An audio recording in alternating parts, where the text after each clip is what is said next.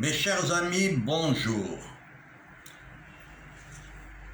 Chers auditeurs, aujourd'hui je vais vous parler de la Chine, plus particulièrement des relations de l'Europe avec la Chine, envers laquelle l'opinion hésite. Au fur et à mesure que la Chine s'affirme comme une puissance, peut-être la première puissance économique du monde, les Européens développent un sentiment d'inquiétude, voire de rejet, devant cette éventuelle hégémonie nouvelle.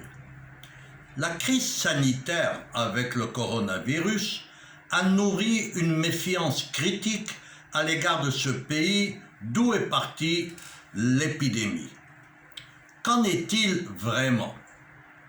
L'Union européenne, bien avant la crise sanitaire, a développé une coopération économique et bilatérale qui est devenue au fil des temps aujourd'hui une coopération approfondie dans une concurrence ouverte. La position de l'Union européenne est aujourd'hui plus réaliste et plus affirmée. En même temps, il faut le dire, la Chine a opéré une transformation impressionnante avec des fortes conséquences géopolitiques. L'Union européenne considère aujourd'hui la Chine comme un partenaire avec lequel l'Union partage des objectifs étroitement intégrés. C'est un partenaire avec lequel doit être trouvé un juste équilibre sur le plan des intérêts, car c'est un concurrent économique dans la course à la domination technologique et un rival systémique dans la promotion d'autres modèles de gouvernance. La difficulté des relations avec les deux superpuissances vient des approches différentes des pays membres à cet égard. La Chine ne fait pas exception, qui n'hésite pas à jouer parfois de cette différence. Il appartient aux Européens de maintenir l'unité qui est la condition préalable pour pouvoir exercer une influence quelconque. Les changements dans la relation Union européenne-Chine se sont accélérés depuis la pandémie due au Covid-19. Lorsqu'au début, les hôpitaux chinois ont été débordés, l'Union européenne a fourni un soutien important, sans grande publicité. Par la suite, lorsque l'Europe est devenue le foyer principal de la pandémie, la Chine a envoyé quantité d'équipements médicaux et a fait en sorte que le monde en soit informé.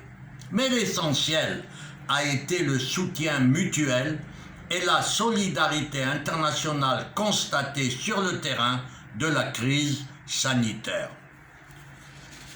Ceci est la réalité des relations des Européens avec la Chine, dont personne en Europe n'a cherché à politiser l'assistance médicale d'urgence.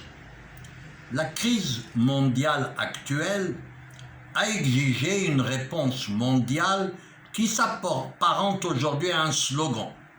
La crise a eu besoin d'une réponse multilatérale pour limiter la propagation du virus et stimuler la recherche sur les traitements et les vaccins.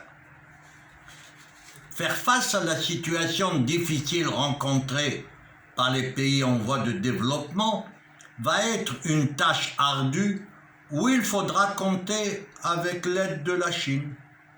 Elle aura à jouer pleinement son rôle, eu égard aux responsabilités qui sont devenues les siennes au niveau mondial. L'Union européenne, la Banque européenne d'investissement, la Banque européenne pour la reconstruction et le développement et les États membres ont mobilisé un ensemble de mesures pour aider les partenaires de l'Union européenne à faire face à l'urgence sanitaire et aux conséquences à long terme. Il va être demandé à la Chine de coopérer à cette fin. L'Union européenne comme la Chine déclarent régulièrement vouloir promouvoir le multilatéralisme et le système des Nations Unies. Il faut souligner que ce langage commun est à l'opposé des positions américaines qui remettent ouvertement en cause le système multilatéral. Le multilatéralisme est une nécessité, mais la position de la Chine, centrée sur l'État, contraste avec l'approche de l'Union européenne fondée sur le respect des libertés et des droits fondamentaux. L'Europe devra éviter une dépendance excessive dans les secteurs stratégiques en constituant des stocks de matériaux critiques. La relation entre l'Union européenne et la Chine continuera à se développer, mais à condition qu'elle soit accompagnée par la confiance, la transparence et la réciprocité. À demain, si vous le voulez bien.